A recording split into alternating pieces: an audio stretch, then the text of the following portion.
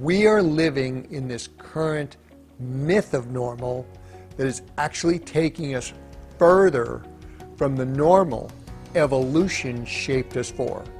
An evolutionary normal which made us have strong, stable, and robust strength, stamina, mental, emotional, or immune system functions.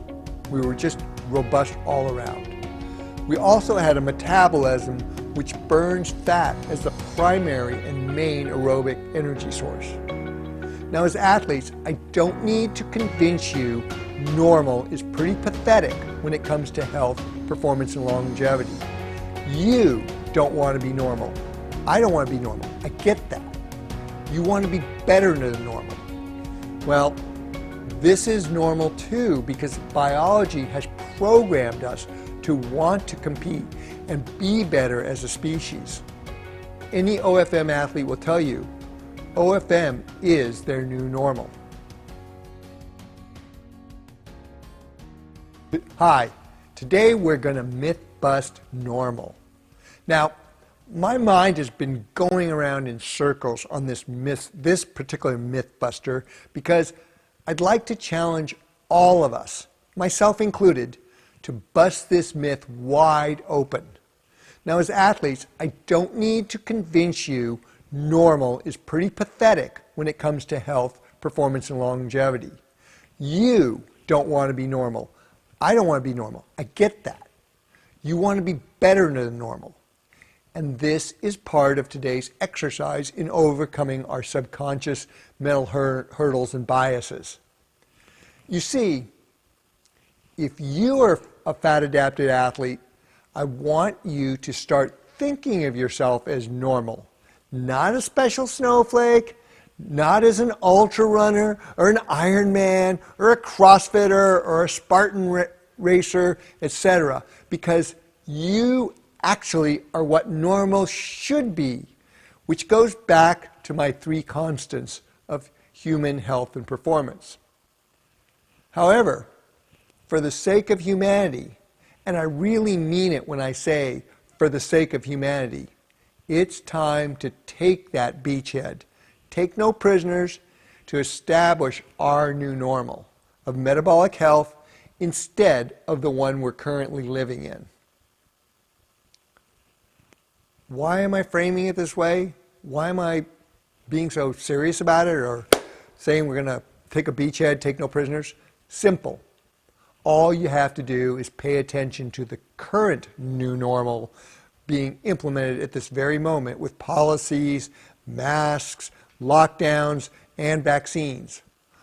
All of these were initially being rolled out as a short-term, effective set of solutions.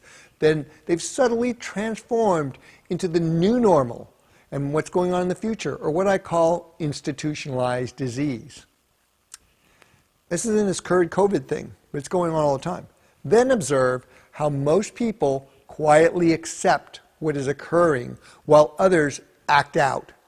See how the word science has been weaponized to coerce people into believing COVID-19 is ubiquitously deadly and requires population-wide vaccine, when the data clearly identifies those groups who are most at risk, and without any discussion or research into the understanding of why 40% or more of the infected are clinically asymptomatic and get over it. Then there are the ever more warped proposals being floated around for the future, like first world countries needing to be eating synthetic meat. Yeah, right, Bill. More processed foods are the answer. Yeah, no. Point is, when you connect the dots, it's kind of obvious what is occurring, and it's not going to end well.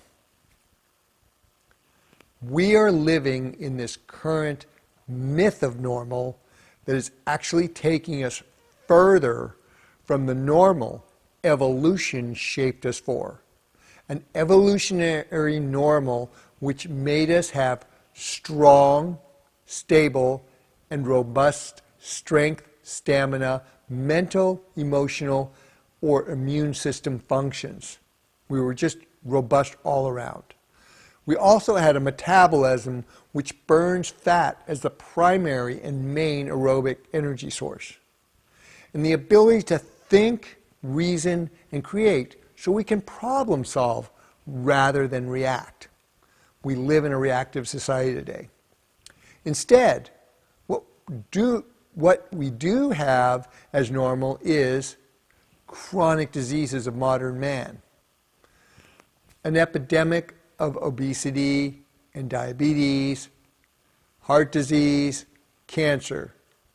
We also have a concentration of wealth and systemic impoverishment of the individual's health and material wealth rather than the creation of health wealth, which in turn doesn't bankrupt us of our material wealth.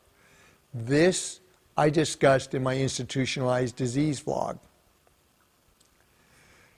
Political, cultural, and technological divides which have systematically eliminated these things. They've eliminated open discourse, objectivity, and curiosity. Commoditize the individual to offer commodity products or services we think we need.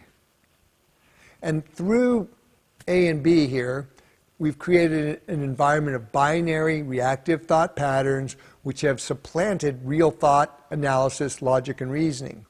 This then allows us to be manipulated and preyed upon to do what is intended, whether it is to click the buy or subscribe button, vote, riot, or assume anyone without a mask is a super spreader, all while making us think we are actually being logical, rational, healthy, and most of all, right.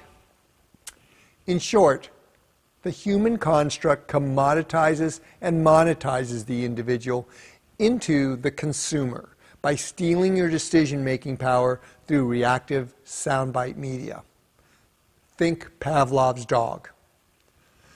On the other hand, if you are a fat-adapted athlete following the basic principles of OFM, you are the new normal. What's old is new, right?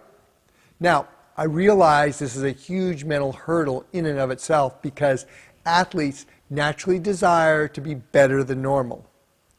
Well, this is normal too because biology has programmed us to want to compete and be better as a species.